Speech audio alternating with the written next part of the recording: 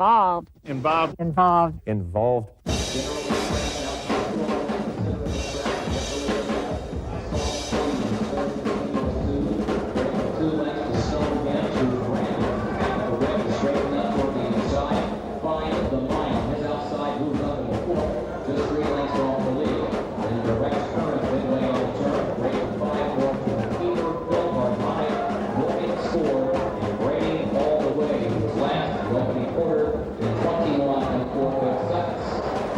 Our program today takes us to an area of the U.S. that may not be so familiar to many.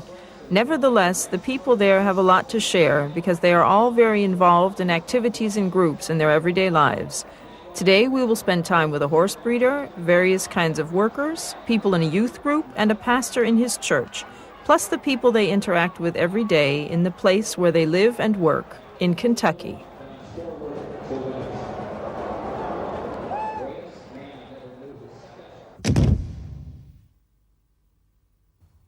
Working with horses is a very demanding job, which means many people must be involved.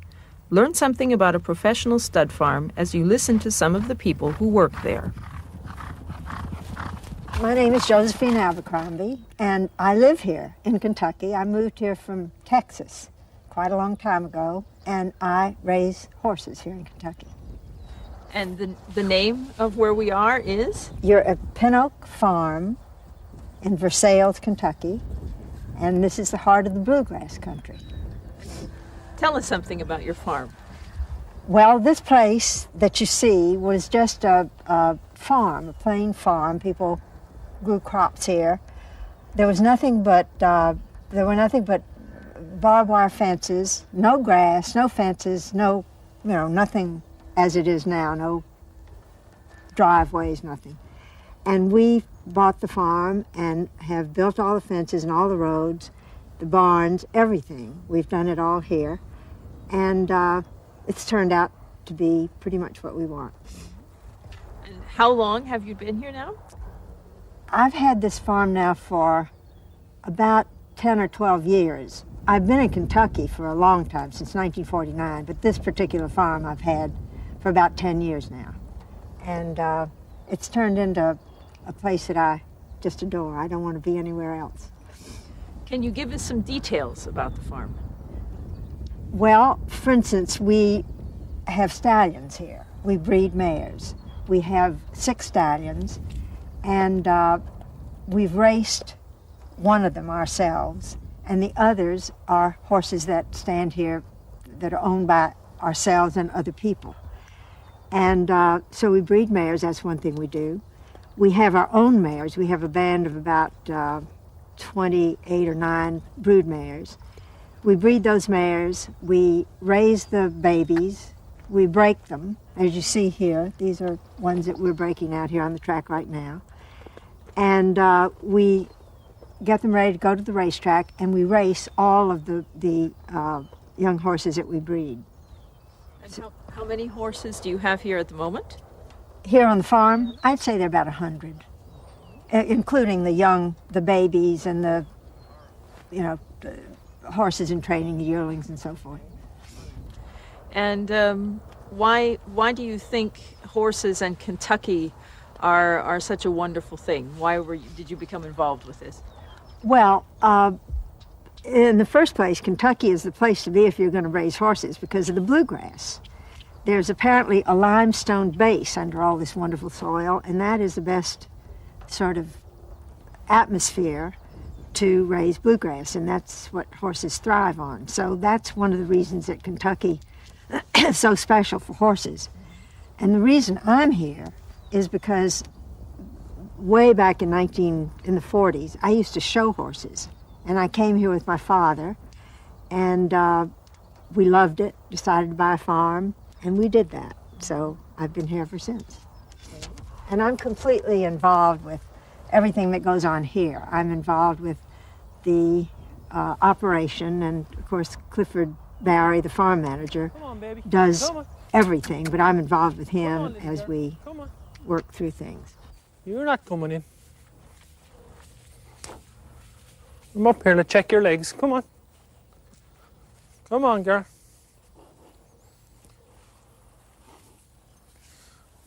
do there, little girl?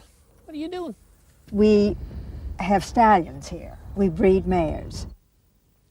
This is a horse farm that has stallions. Those are male horses.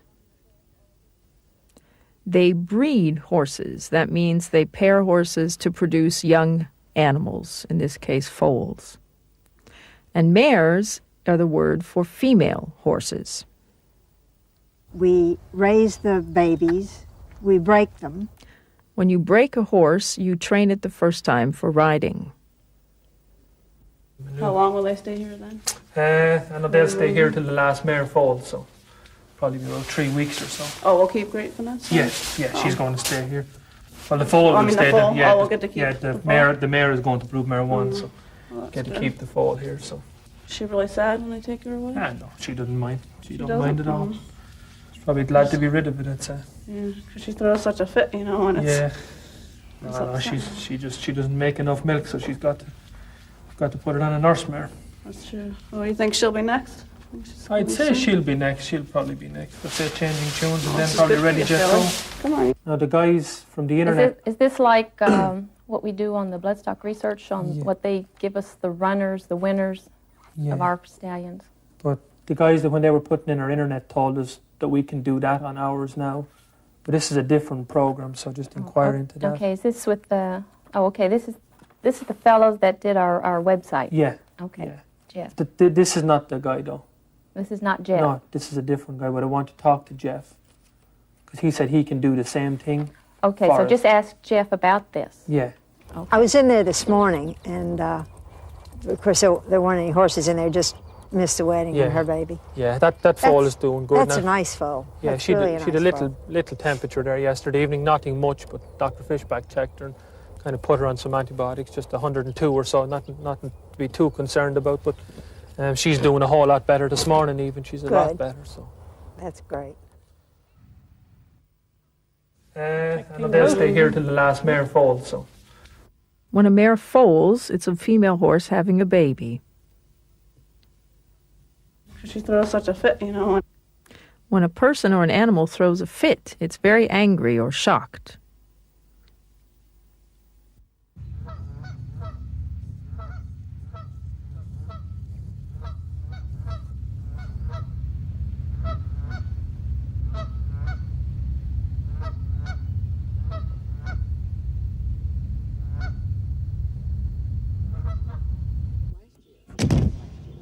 The development of modern industry in an area which originally relied on classic ones takes a long time. Gain some insights into these changes through the eyes of workers who've been involved in both. So, Bibi, tell me something about the time when you were a young man and how you started to work.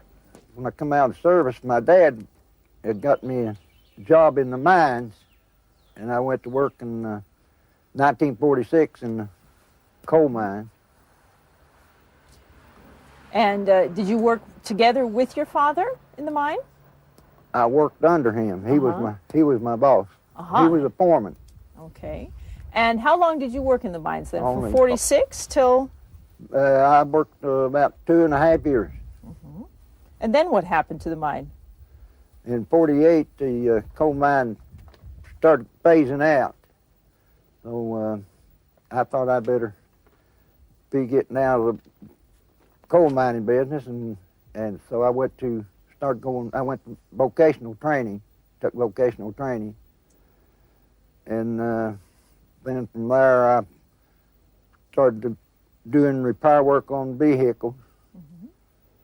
And who organized the vocational training? Did you do that yourself? Did the company help you No, with that? I did it on my own. Uh-huh. I did that on my own. Okay. And how long did you go to school? Well, I went to school 4 different times. Before I went in service, in 1939 and 1943, I took night class. Then in 51 through 53, I went under the GI Bill. The government paid me for my education then. And then I went back one time later and took night school on frame straightening, where automobiles were in wrecks and bent the frames. And I was one of the first ones around here to ever work on a frame straightening machine for automobiles. And so I went to I went to vocational training. Took Vocational training helps you get a real job as opposed to going to university. Then in 51 through 53, I went under the GI Bill. The government paid me. As a soldier, you have rights after your time of duty to get further training, and the GI Bill gives money for this. How many people worked in the mines here in Van Leer? In the early 40s, there were approximately 8,000 people, the population in Van Leer. I don't know about how many miners there were, but if you didn't work in the mines, you didn't live in Van Leer. Here in the coal camps, we had different nationalities that worked up here. We had Czechoslovakians, Austrians, Polish, Greek, German, Russian, made up the biggest part of the population of workers up here at one time. And we also had blacks, which we had no problem with blacks. They all associated together. We had no problem with no foreign people. They were all good people. At one time, we had the Ku Klux Klan here in Van Leer. But it wasn't like the Klan is today, destroy, search and destroy or kill or anything like that. Mostly was what it was for was people that wanted to be vagrants. They didn't allow it. I mean, you had grass growing in your yard that the company thought was too big. They would send somebody to cut your grass, and then when you drawed your payday, it was held out of it. And the Klan helped do things like that. And if you didn't make your children go to school, well, they would come and warn you. Then the next time they would bring a bundle of switches and put on your porch. Then if you didn't straighten up, then they'd take you out and use those switches on your hind end. Then when you drawed your payday, it was held out of it. Not everyone uses standard forms when they speak. Drawed is a substandard form. You know the correct form, drew. Then the next time they would bring a bundle of switches and put on your porch. A switch is not only something to turn something on, but in this case, a group of small tree branches that are tied together and used to hit someone.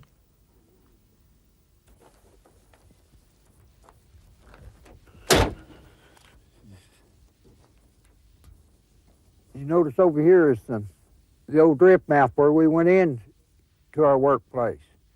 It was about 300 feet slope, and we walked down the slope and caught what they call a man trip to take us to our working place.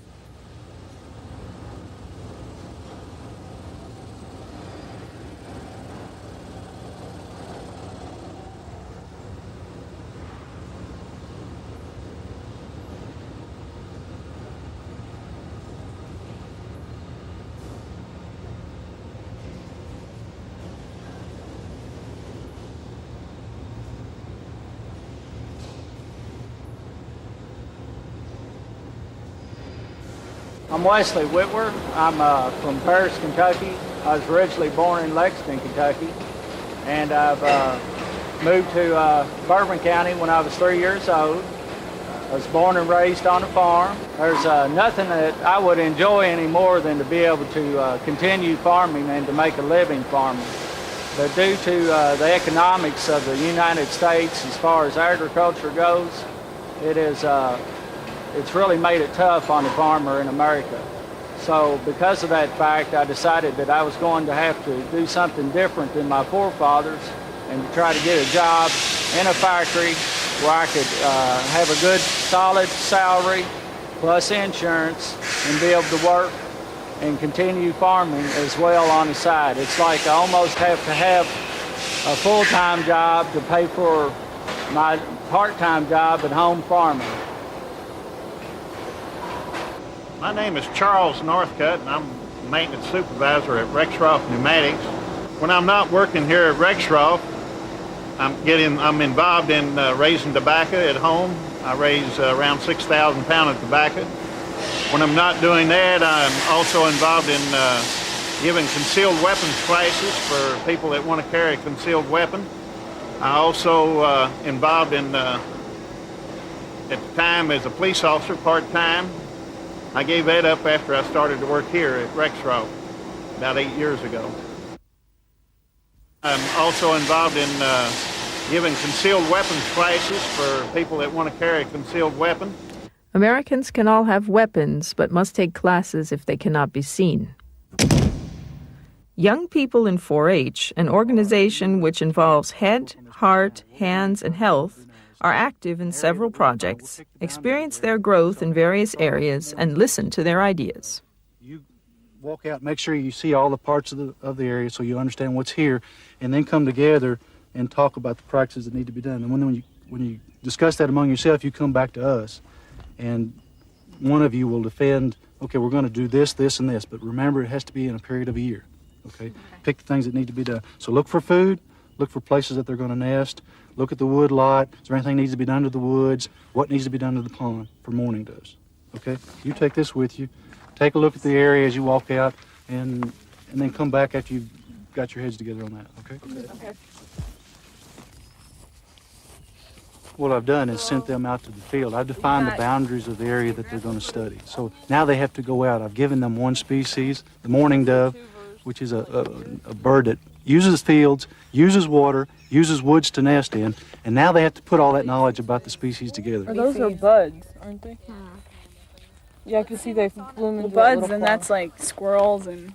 They wouldn't be buds though, would they? Because the flowers already bloomed. Well, see, but look, it makes these little flowers. Yeah, see, there's other flowers. See, maybe these are like leaves or something. No, I still think it's a flower. It's from a dogwood and that blooms, so that would be the flower. I just think it's Okay, a flower. so these are All right, just but butterflies. that's just the nectar and stuff. Okay. Alrighty. Got it. Here, go around the side, sir. To the left. Go down the list, Tyler, and all of you just tell me what you would do within a year's time to manage for doves around this area that we're given here. First, we could brush, chop, or mow. Why? Because the grass would get too high and the doves can't get in there because Okay. they think they're going to get eaten. Yeah, they're little. Okay. And line ponds and fields. We weren't given any information about the ponds, and there's no signs of much nitrogen out there. There's some broom sedge out there, but not Typically, enough. broom sedge is a sign of what? High. Especially in 4-H, we don't want to do programs just for kids. We want to develop their leadership skills and actually get them involved in making some of their own decisions. So I just brought the notebook, so maybe we can look through it, and if you had any ideas, we can jot those down. Okay. Do you have any ideas of things we might get started with? To get started, we probably, a good icebreaker would be a role play or some type of interaction to get everyone loosened up and ready to go for the workshop. Okay. So we can get them involved in this workshop right from the very Right beginning. from the beginning. That way they don't feel like they're holding back. They should hold back through the whole workshop. They can just dive right into it. Okay. Another thing I was thinking about when we wrote these workshops, we talked about that anytime we did it just for youth, we would prefer to have youth presenting the workshops so they're not intimidated by adults. So I think it would be better if we got just a group of teens together to actually do this workshop. Okay. That's probably a good idea. Is there anything else that you think that we should include? Well, a really important workshop, in my opinion, is the benefits and challenges, because it just gives everyone a chance to really consider what's going on between youth and adults, and they get to kind of express their opinion, and it makes the teens feel a lot better when they can voice their opinion instead of just listening to everyone and listening to a lecture. I like when we do the benefits and challenges and then we show them a list that we've taken from an adult workshop, and they can see how similar they are to each other. So maybe we should remember to do that too. Okay. Thanks for your ideas. This is a good place to get started. Definitely. And if you had any ideas, we can jot those down. To jot down means to write something very quickly.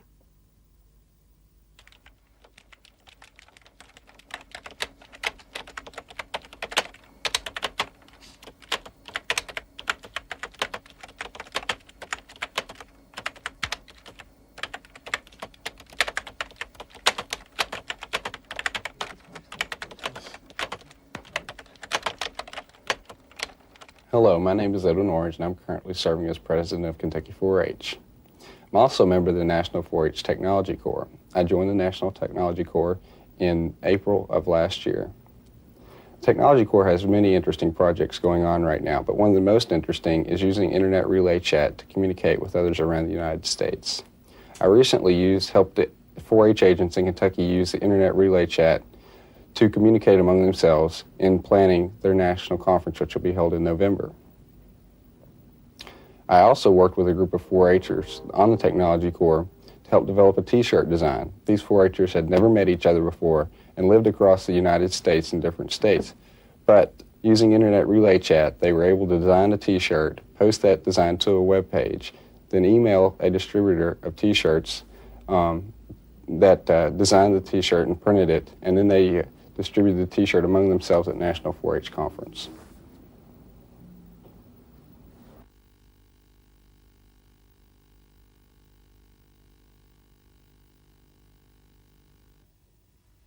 I'm also a member of the National 4-H Technology Corps. Watch the word core, people with a common activity, in the pronunciation. Religious groups in the U.S. have to be involved to survive. Accompany a pastor with his congregation to discover what role their beliefs play in their lives. Welcome to the Episcopal Church of the Good Shepherd. The Episcopal Church is the American branch of the Church of England, spread all over the world in 36 member provinces, and we've been on this site since 1923. We started out in 1887 as a mission of Christ Church Cathedral, the first Episcopal church in Kentucky, down on Broadway Street in a small house. We then moved a little bit closer to our current location, but were burned out in 1918 on New Year's Day. That's when we purchased this land here on East Main Street. Then we built up some plans for a church that we would like to have under the enterprising command of a very involved priest, the Reverend Thomas Settle, an Englishman. About the same time he came to town, the Kentucky General Assembly, our legislature, was considering outlawing parimutuel horse race betting, a staple of the Kentucky economy. Needless to say, many people in Lexington were very concerned. So the Reverend Settle, concerned about the future of many of his parishioners, made some comments at dinner parties that eventually landed him on the floor of the General Assembly, where he argued against the legislation that would have outlawed the betting, and that bill was defeated by 1 vote. Now, horse people from across the country and around the world were very grateful because Reverend Settle had really saved their livelihoods, and so they asked him, "What can we do for you?" They said, "We know, we'll buy you one of Henry Ford's finest new cars. You'll be able to go around in style to visit your people." And he said, "No thanks, I'm a horseman. I don't really want a car." Well, they said, "Well, how about, a nice house to live in?" He says, "I've already got a very nice house. Thanks very much, and moving's such a pain." They said, "Well, Reverend, we're so grateful for all that you've done for us. What can we do?" And he says, "Well, I've got these plans for a church. I'd like you to help me build it." And so in 1923, men and women, Jew, Christian, and Muslim from all across the country and around the world donated nearly $300,000, which in the 1920s was an awful lot of money. It would be worth millions of dollars today, to build this parish. And now we have what you see before us. It was dedicated in 1926, and the first Eucharist was celebrated here in October of that year. It seats around 400 people and has been an active, vibrant parish ever since, active throughout the community in Lexington, sponsoring lecturing forums, concerts with our fine choir, along with strings selected from the Lexington Philharmonic. And it's gone through an interesting cast of characters throughout the decades that it's been on this site. Many of the wood carvings that you'll find here in the parish were imported from Germany, Oberammergau, I believe. I'm not sure I'm pronouncing that right, but it was John and Alois Long. And these have adorned our church for over 70 years, and many people, when they come, simply can't leave because they find it so attractive. We also have wonderful stained glass windows in the lower tier of our nave where the congregation sits. This glass was taken from Germany. It was blown there over 200 years ago, but never set into any stained glass form. They were imported in the 1920s and 1930s, cut and set in a stained glass factory in Ohio, and they've adorned our chapel and provide us with the gospel stories in picture, which has been a wonderful addition. and has been an active, vibrant parish ever since. The word parish only refers to a religious community and not a political one.